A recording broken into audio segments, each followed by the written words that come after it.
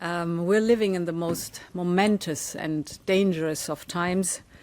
I do not need to describe the grave nature of the threats that we face or the devastating consequences that we will have to endure if those threats would come to pass, because the question is no longer whether Europe's security is threatened in a very real way or whether Europe should shoulder more of its responsibility for its own security.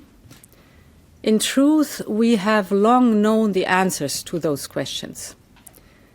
The real question in front of us is whether Europe is prepared to act as decisively as the situation dictates, and whether Europe is ready and able to act with speed and with the ambition that is needed.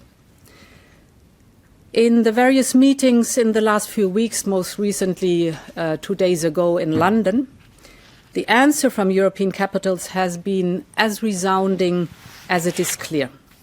We are in an era of rearmament, and Europe is ready to massively boost its defense spending, both to respond to the short-term urgency to act and to support Ukraine, but also to address the long-term need to take on more responsibility for our own European security.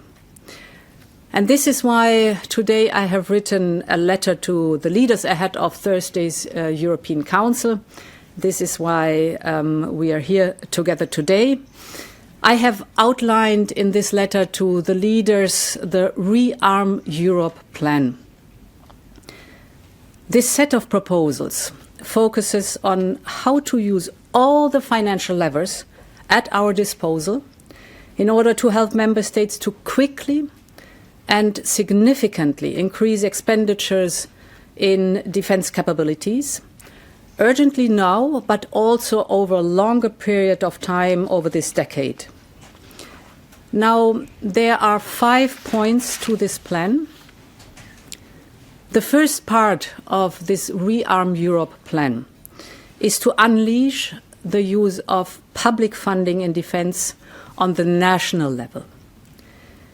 Member states are ready to invest more in their own security if they have the fiscal space, so we must enable them to do so.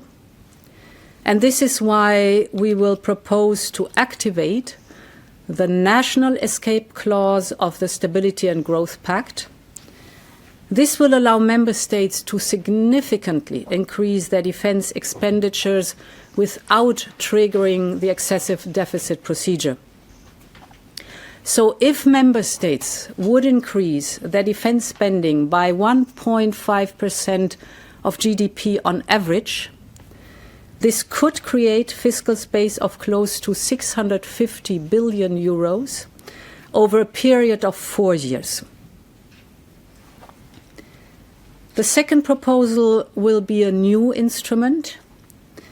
It will provide 150 billion euros of loans to member states for defense investment.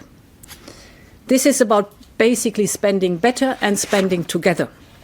And we're talking about pan-European capabilities domains like, for example, air and missile defense, the artillery systems, missiles and ammunition, drones and anti-drone systems, but also to address other needs from cyber to military mobility, for example. This will help member states to pool demand and to buy together. And of course, with this equipment, member states can massively step up their support to Ukraine. So immediate military equipment for Ukraine. This approach of joint procurement will also reduce costs. It will reduce fragmentation, but it will increase interoperability and, of course, strengthen our defense industrial base. And it can be to the benefit of Ukraine, as I've just described. So this is Europe's moment, and we must live up to it. The third point is using the power of the EU budget. And there's a lot we can do in this domain in the short term, to direct more funds towards defense-related investments. And this is why I can announce that we will propose additional possibilities and incentives for member states, that they will decide if they want to use cohesion policy programs to increase defense spending. Now, the last two areas of action aim at mobilizing private capital by accelerating the Savings and Investment Union and, of course, through the European Investment Bank. So to conclude, Europe is ready to assume its responsibilities. ReArm Europe could mobilize close to 800 billion euros of defense expenditures for a safe and resilient Europe. We will, of course, continue working closely with our partners in NATO. This is a moment for Europe, and we are ready to step up. Thank you very much. Madam President. Thank you. No questions today. No questions today. There will be later on possibilities at the latest of the European Council at the press conference. So no questions.